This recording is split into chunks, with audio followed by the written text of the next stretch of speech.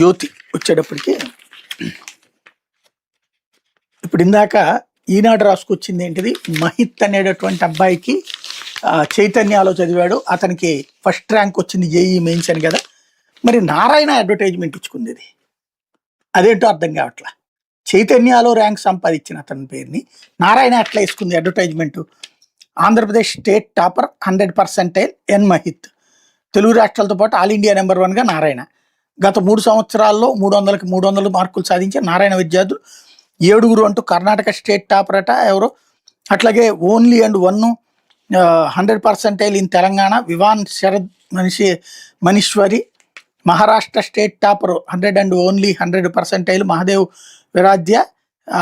Tanay Ajit Prabhu Goa state topper. వీళ్ళందరూ కూడా తమ టాపర్లే అని రాసుకొచ్చింది. ఆల్ ఇండియా లెవెల్లో ఎన్టీఏ ప్రకటించిన 100% 12, అందులో నారాయణకు సాధించిన వాళ్ళే 3.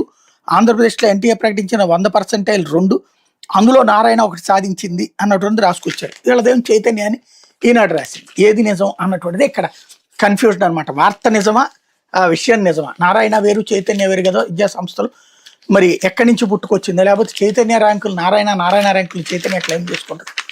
ఇదిగో ఇక్కడ మళ్ళీ అడ్వర్టైజ్మెంట్ చూడండి. ఆల్ ఇండియాలో ఒకే ఒక్కడు శ్రీ చైతన్య విజయవాడ విద్యార్థి.